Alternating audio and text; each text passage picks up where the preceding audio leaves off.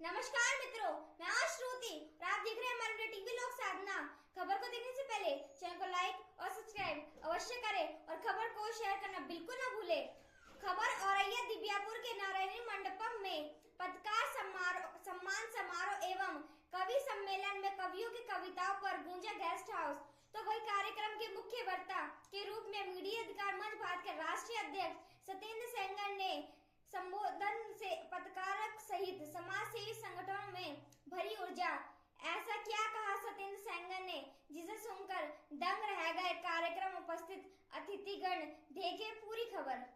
एक राघवेंद्र नहीं जने कितने राघवेंद्र सच्चाई को उजागर करते हुए शहीद हो गए हैं और न जाने कितने आने वाले समय में सत्येंद्र सेंगर जैसे भी लोग शहीद हो जाएंगे।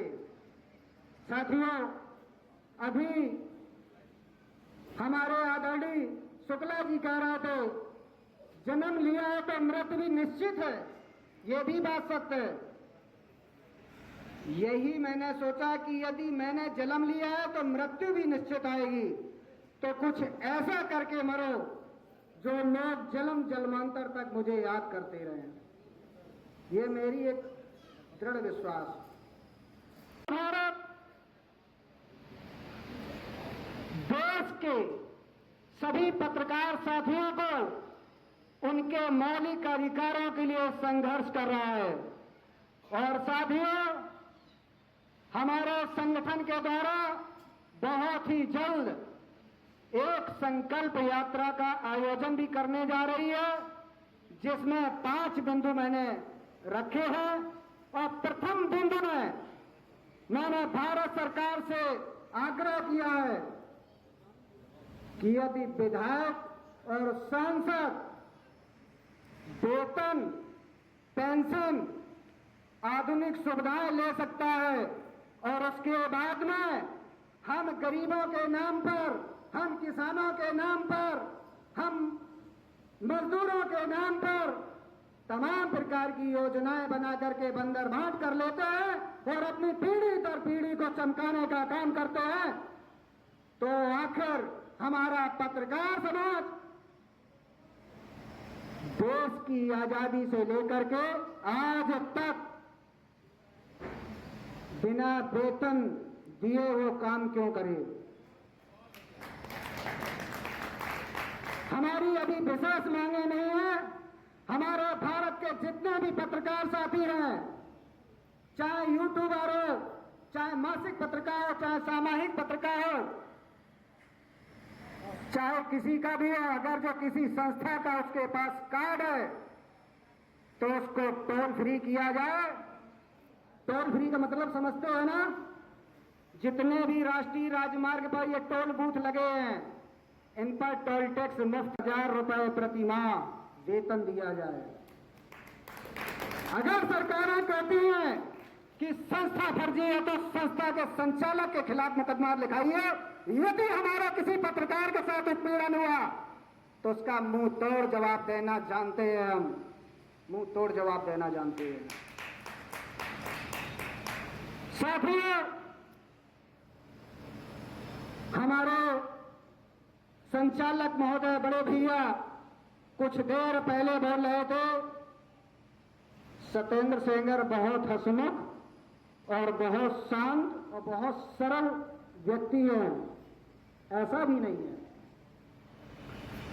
पत्रकारों के खिलाफ साजिश रचने वालों, इस कैमरे के माध्यम से आपको आगाह करना चाहता हूं कि यदि पत्रकारों के खिलाफ साजिश बंद नहीं की गई तो अंजाम बहुत भयावह होगा और उसको भुगतने के लिए आप तैयार हो जाएं, क्योंकि हम शांत हैं, सरल हैं और सौम्य हैं। इसके बाद भी और भी कुछ है। बता दूं क्या?